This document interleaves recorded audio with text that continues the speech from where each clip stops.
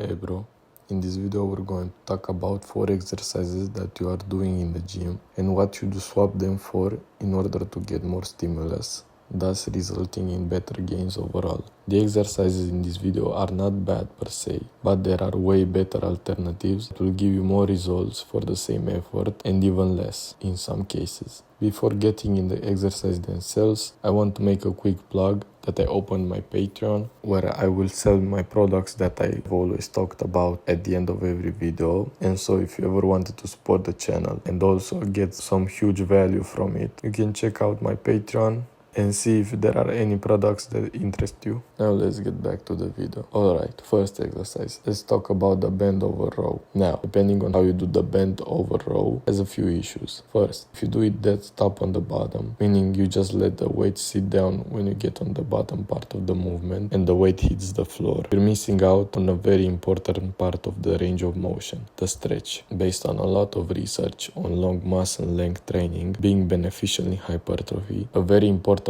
part we don't want to miss out of this exercise, among other important stuff, is to go on that stretch position by resting the weight on the floor. All of a sudden, you're not getting that full stretch and you're not controlling the weight at that point anymore. The second issue is that you are bent over. Those postural muscles, the glutes, the hamstrings, lower back, they're getting fatigued. It's reducing the likelihood of the actual targeted muscle to be stimulated properly by being the limiting factor. That is to say that the upper back muscle is the one that cannot lift the weight anymore, being the reason that you end the set, and not that the lower back is too tired to keep you in that position, for example. And lastly, the exercise is the most difficult in the shortened position. This is a limitation of many back exercises. And as far as the resistance curve goes, both the lengthened when you do a dead stop on the floor, not ideal, and on the shortened end is most difficult. So it's kind of the worst of both worlds. So instead, let me show you a better exercise that will get you more hypertrophy on average in your back. Instead, I recommend that you do the chest supported T-bar row. I mentioned earlier 3 issues with the dead bar bend row. This fixes all 3 of them and has another benefit on top. First, the stretch. Unless you are 7'5", you don't have any issues achieving a full stretch on this machine. You can get as deep as you want. You can even turn it to a flexion row where you flex the spine on the way down, flexing the lower back musculature and then extending on the way up, which has the benefit of growing your spinal rectors. Also, because this machine has a chest support, it makes it a lot easier to use the lower back rather than the hips. That's why I didn't include the cable row, because for beginners, it's easier that way to focus on the spine movement and not have the hips and the posterior muscles take over the movement. Additionally, because of the nature of the T-bar movement, the greatest moment is at the very bottom, where we want it, meaning the resistance is going to increase as we get closer to that stretch position and decrease as we get to the shortened position, essentially the opposite of that bent over row. Next up, we have leg extensions. And again here, it's not that it's a bad exercise, I just think that there are better choices. There are a few reasons why the leg extension is not the best quad builder out there. Let me break it down for you. First, when it comes to training the quads, there is going to be 2 categories of exercises. Compound movements that do a good job training the 3 heads of the quads, but that head that pops up in front is best isolated through just pure knee extension. That's because it also acts as a hip flexor, meaning when you're squatting and doing compound work, it's being lengthened at one joint and shortened in the other, which isn't great for hypertrophy. Because of that, you would want to have some quad isolation movement in your program. The way most leg extension machines are built, they don't allow to extend your hips. When you extend them, it actually lengthens the entire muscle, as we talked earlier. Stretch muscle provide maximum hypertrophy,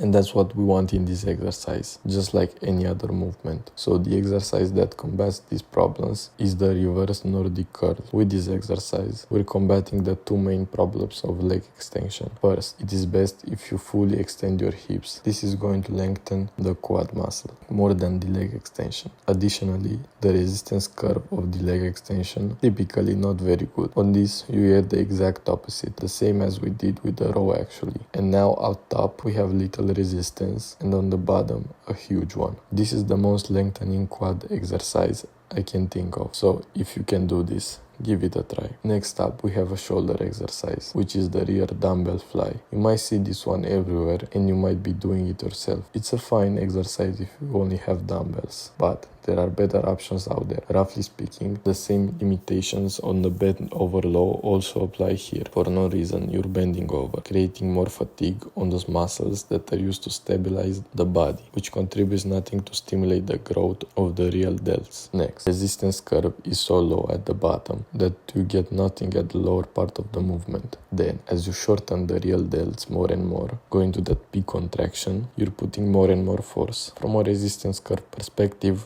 that's suboptimal, just like the bent over row. And finally, if you want to stretch your real delts, you need to go across the body to do that, which this movement doesn't provide that. So we're adding additional fatigue by bending over. We're not getting the correct resistance curve, and we're not getting the best stretch possible. These are the three biggest issues with this exercise, but fortunately we can solve this with another exercise, and so I recommend that you do the real delt cable crossover. The movement is basically the opposite of the chest cable exercise, and it has a couple of advantages over the dumbbell variation. So let's go over them. First, you're not bending over, creating unnecessary fatigue. You're standing, you relax, you can focus on the real delts a lot better. Second, by setting up with the cables crossing each other, we're getting maximum tension on the lower part of the movement and the correct resistance curve. And finally, this is the only exercise on the real delts that actually stretches the real delts to their maximum. No machine or dumbbell will allow you to stretch that much. Next up, we have a push exercise that's been used by everyone ever, basically, and it's a good exercise. That's the push-up. You don't need any equipment.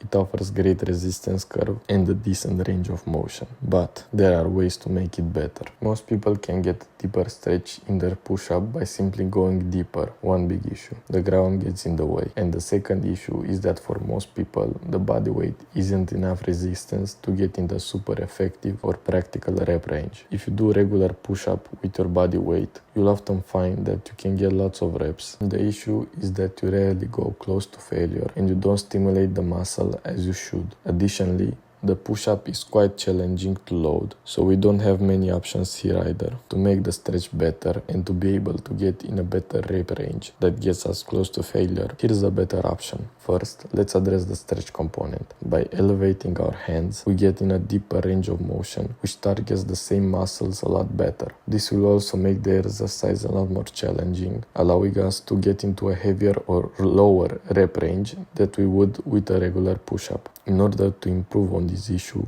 we can also further elevate our feet. This will do two things. First, it will turn the movement into an incline pressing variation, which, as we talked in other videos, is way better for your chest growth. Secondly, it also makes the movement more challenging. Just like an overhand push-up is more challenging than a regular push-up, this essentially goes right in between those two.